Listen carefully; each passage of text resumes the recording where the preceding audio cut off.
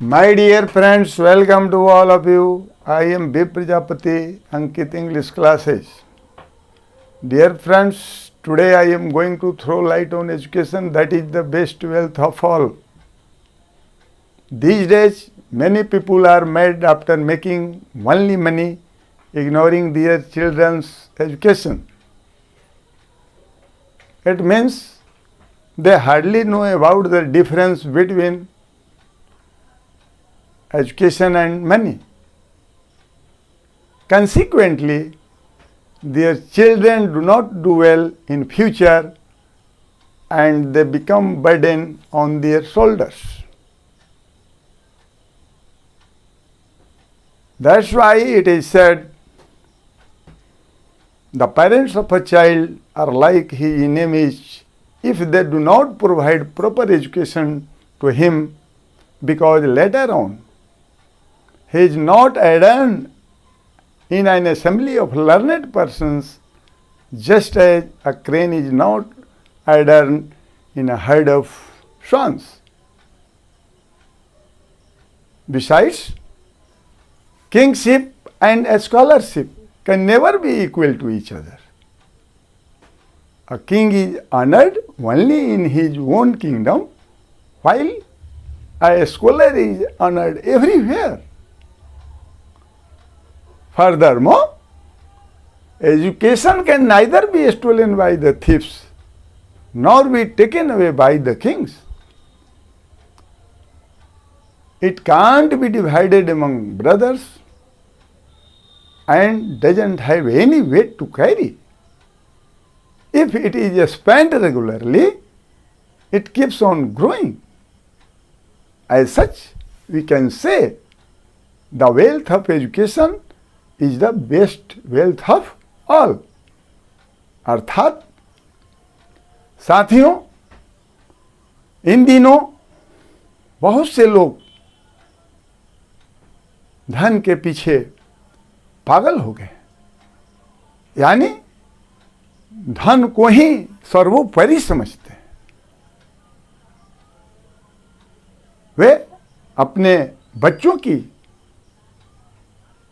पढ़ाई लिखाई के प्रति बिल्कुल जागरूक नहीं रहते। हाँ, जो कि वे भयंकर भूल करते हैं।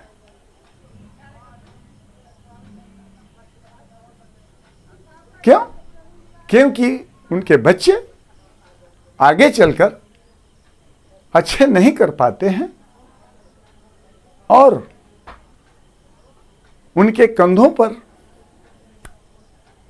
बोझ बन बैठते हैं,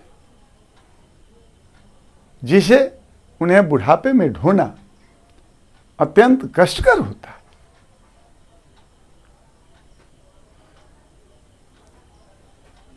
तब तक समय बीत चुका होता है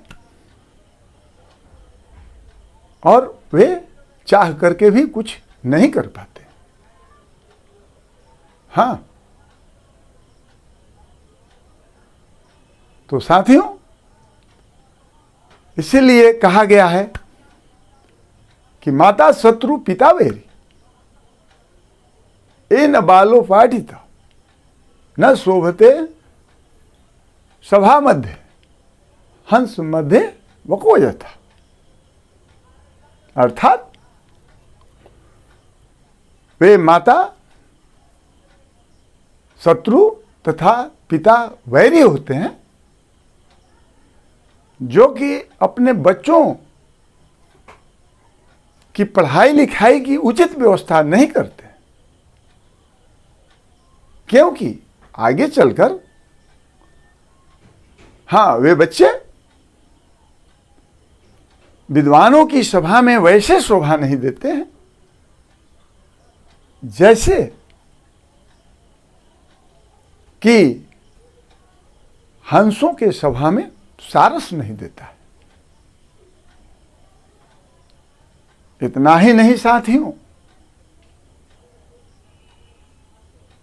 विद्वतम च निरपत्वम च नैव तुल्यम कदाचन।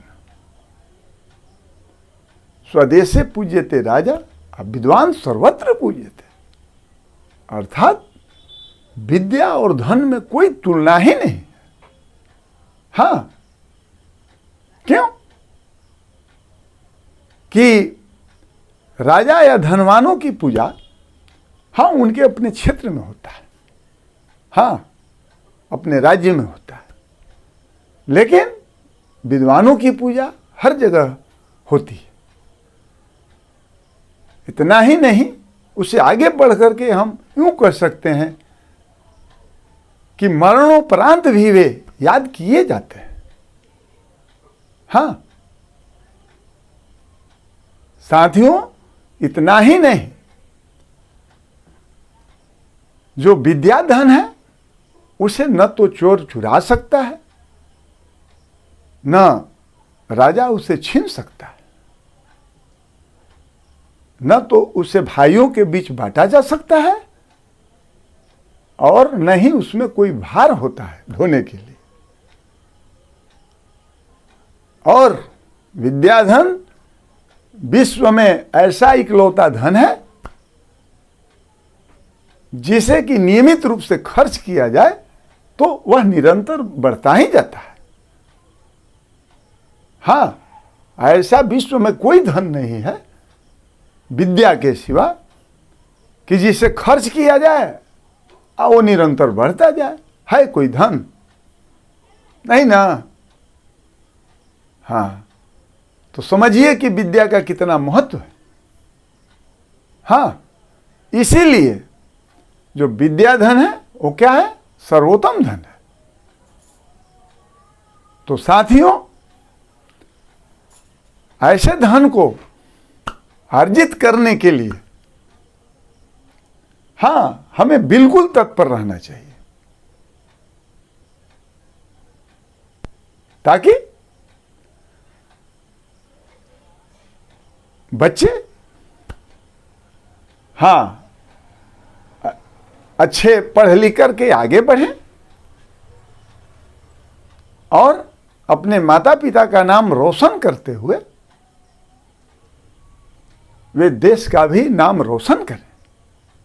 इतना ही नहीं साथियों, उससे भी और आगे बढ़कर विश्व में अपना एक अमिट छाप बनाए, ताकि हाँ मरने के बाद भी वे हमेशा लोगों द्वारा याद किए जाते रहे। जिस तरह से बाबा साहब एक सामान्य परिवार से बिलोंग करते हुए उन दिनों विद्वता के बल पर और कार्यकुशलता के बल पर उन्हें भारतीय संविधान का ड्राफ्टिंग कमेटी का अध्यक्ष नियुक्त किया गया। हाँ, जबकि उस कमेटी में विद्वानों की कमी नहीं थी,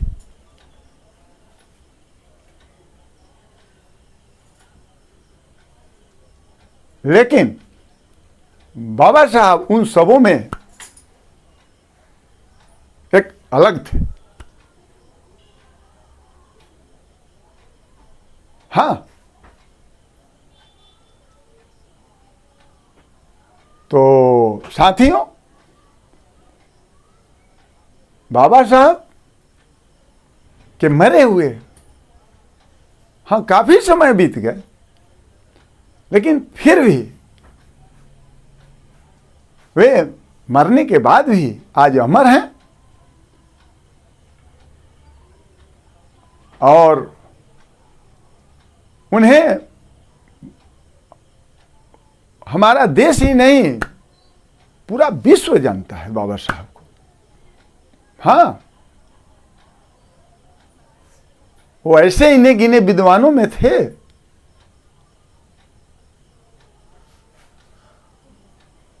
और आज संविधान निर्माता यानी भारतीय संविधान निर्माता के नाम से पुकारे जाते हैं।